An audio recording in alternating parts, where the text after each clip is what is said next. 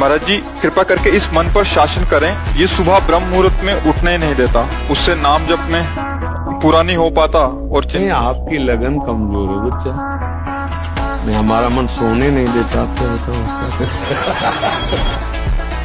सावधान, ये सत्संग केवल मनोरंजन नहीं हो रहा, सावधान, ये परमार्थ का पथ केवल ऐसा नहीं है कि ये केवल वाग विनोद या केवल ऐसे मन का विनोद है।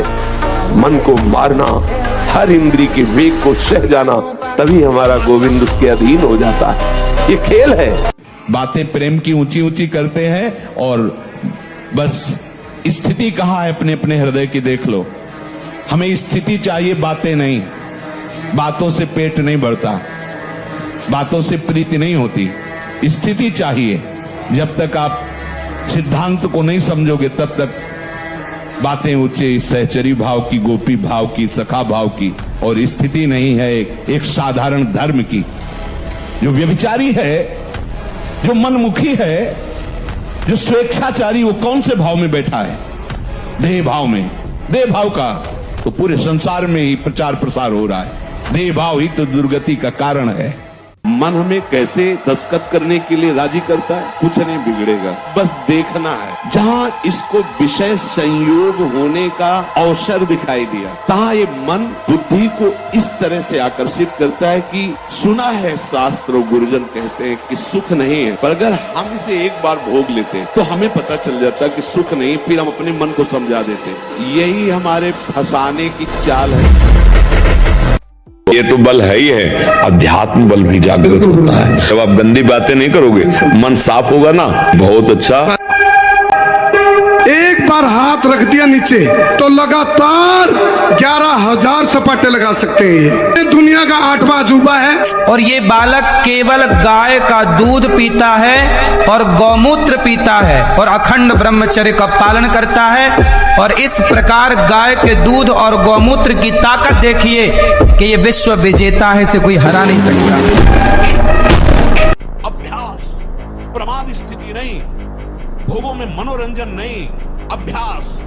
अभ्यास विजय दिलाएगा। यही अभ्यास भगवत स्वरूप है। अभ्यास में बाधा देने वाले से राग रहित हो और अभ्यास में दृढ़ हो जाओ। क्या नहीं प्राप्त हो सकता, क्या नहीं हो सकता। हमारी अभ्यास की इतनी प्रवीणता बन जाए, जिस लक्ष्य पे हम लगे उसको हम पार करें, उस पर हम पहुंचे। कोई हस्तक्रिया करता है तो उसके सीधे कलेजे पर धक्का लगता है। जब क्रिया करता है तो संपूर्ण स्नायुओं में हलचल और हृदय पर धक्का लगता है, जिससे उसका दिल कमजोर होने लगता है। और वही सबसे ज्यादा जिसे हार्ट अटैक कहते हैं, वही कारण होता है। वीर चरण ही उसका प्रधान कारण होता है। क्षय, खांसी, श्वास, ये क्षमा महाभयानक रोगों का बुलावा है। हृदय रोग से पीड़ित अभागे मनुष्य किस क्षण मर जाए कोई पता नहीं। तो इसीलिए सबसे प्रार्थना करते हैं कि यदि सुख, शांति और आनंद चाहते हो, दुख, भय, चिंता, शोक से मुक्त होना चाहते हो, तो भगवान का नाम जप करो। नाम जपने से महा आनंद की प्राप्ति होगी। जो ब्रह्मचर्य पालन करता है, रोग से लड़ने की सामर्थ्य आती है, शोक स्पर्श नहीं कर सकता, मोह पर विचार करने की सामर्थ्य आती है, प्रमाद स्थिति नहीं रहती, अकर्मण्यता नहीं रहती, अकाल मृत्यु नहीं होती। ब्रह्मचारी कभी विचारों से दरिद्र नहीं होता है, चिंता नहीं होती, उसकी हिंसात्मक वृत्ति नहीं होती, द्वेष नहीं होता, ईर्ष्या नहीं होती, अशांत नहीं होती। ब्रह्मचर्य समस्त दोषों का नाश कर देता है। जैसे जंगली सिंह के नेत्र हैं, ऐसे ब्रह्मचारी के नेत्र होते। उसके नेत्र में एक पावर होता है, एक दबाव पक्ष होता है। वो जिस पर नेत्र डाले तो एक बार झुक जाए सामने वाले के नेत्र।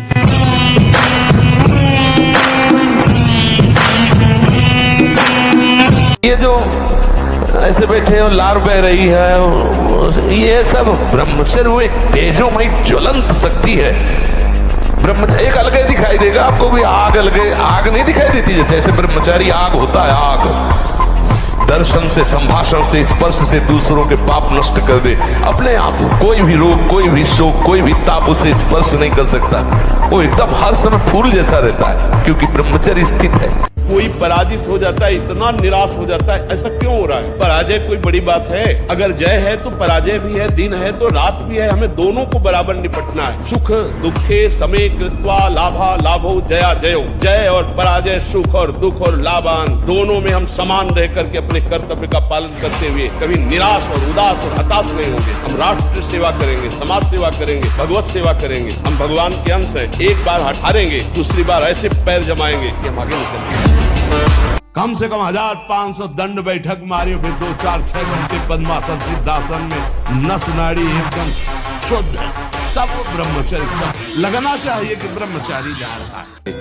यदि ये स्मृति में आपके है कि नाम चल रहा है, रूप चल रहा है, ये छूटे ना तो आप क्रोध को सह जाएंगे। और यदि स्मृति चल रही कि सामने वाला जो हमें क्रोध दिलाने की चेष्टा कर रहा है मेरा प्रीतम ही है, तो आप क्रोध पर विजय प्राप्त। और क्रोध का प्रभाव है कि वो स्मृति को नष्ट करता है। अगर ये दोनों प्रकार की स्मृति में चूक हो गई तो फिर बुद्धि हमारी पतित हो जाएगी और हमसे ऐसे आचरण, ऐसी वाणी, ऐसा संकल्प बनने लगेगा जो हमारे साधन भाव को लुप्त कर देगा।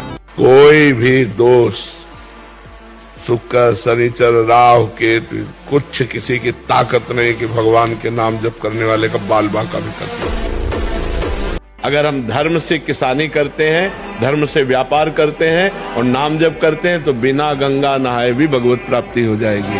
और गंगा नहाते हैं और मनमानी आचरण करते हैं, पाप करते हैं, तो गंगा नहाते हुए भी आपको नरक जाना पड़ेगा। पक्की बात समझ।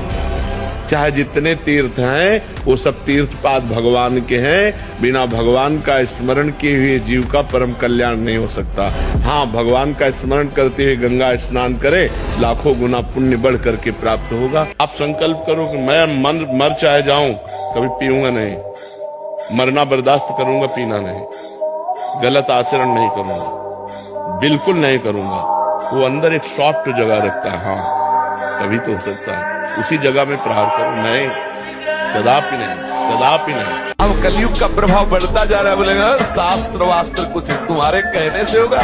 देखो अभी आप खड़े हो, हमें माँ बहनों की गालियां दो तो हम हाथ जोड़ेंगे, अंदर से सोचेंगे प्रभु हमारे धैर्य की परीक्षा दे रहे, मुस्कुरा देंगे। तो आपको लगेगा मैं बाबा को दबा के चला गया। दुखिया को न सताइए, दुखिया देगा रोए। और जिस दिन दुखिया के मुखिया सुने तो तेरी गति क्या हो।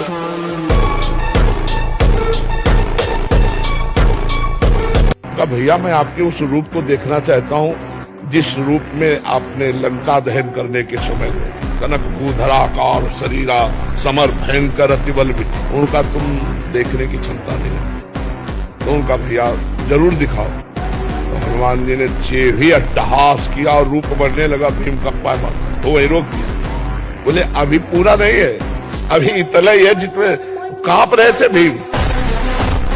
ब्रह्मचर्य प्रत्येक मार्ग के लिए बहुत सुंदर नींव है। चाहे वो गृहस्थ में जाए, चाहे किसी खेल में जाए, किसी कार्य।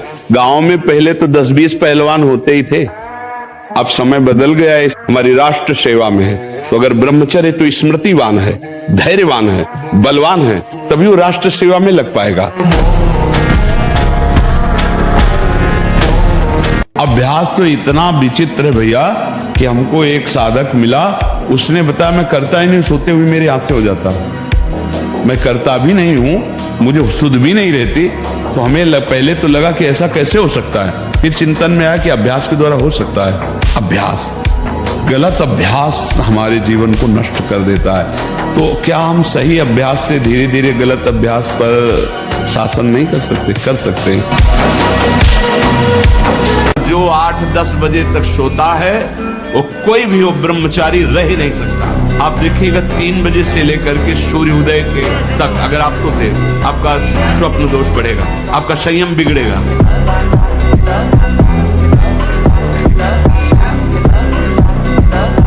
तू अपने को समझ, भाग्य के अधीन होके नहीं बैठना। नाम जप कर पहले खूब डट के, और ये विचार कर कि मैं भगवान का अंश हूं, मैं परमात्मा का अंश हूं। जिधर कदम रखेगा उधर विजय ही विजय होगी। ब्रह्मचर्य ही महान सामर्थ, परम पुरुषार्थ, भगवत प्राप्ति का प्रबल साधन है। परम सुख का, परम शांति का, परम स्मृति का, महान धृति का, ये प्रधान साधन ब्रह्मचर्य है। जो इस साधन से हीन है वो मृत है। वैरागी के लिए नैष्ठिक ब्रह्मचर्य, आजीवन ब्रह्मचर्य। पर जो भी परम सुख, परम आनंद और लोक में उन्नति, परलोक में परम पद, उसे ब्रह्मचर्य अवश्य धारण करना चाहिए। जैसे से बैठे से बगल से निकला, देखा उसकी आवाज निकलती है, जैसे किंग कोबरा बड़े सांप होते ना, उनकी श्वास की आवाज, वैसे देखा सांप, तुरंत निश्चय, अगर इसे काटना है तो तुम कहीं भाग के जाओ, काट लेगा। नहीं काटना तो चुपचाप बैठे रहो, मंत्र जप कर दो। उपासक का चेहरा अग्नि ज्योतिमय, ऐसा नहीं कि वो सांवला रंग है तो खिल नहीं पा रहा, नहीं, ब्रह्मचर्य और नियम ऐसे कमल के फूल का जैसा चेहरा हो जाता है, उसका खिल जाता है, मुख प्रसन्न तन तेज विराजा, कीन्हिस रामचंद्र कर काजा। ये अंडा और मांस, मछली आदि में जिनको ये भ्रम है कि इसमें शारीरिक शक्ति बढ़ती है, शरीर बल ज्यादा काम नहीं करता है। तुम जो नमक रोटी खाओगे और ब्रह्मचर्य की रक्षा करोगे, उससे बढ़कर कोई बल नहीं होता। ब्रह्मचर्य सबसे बड़ा महाबल होता है। क्या मुर्दे जैसा जीवन, जो इंद्री जैसा चाहे वैसा डाउन कर दे, जैसा चाहे वो हमें शोक दे दे, दुख दे। थोड़ा सा साहसी बनो, तुम भगवान के अंश हो, तुम कुछ भी कर सकते हो, कुछ भी।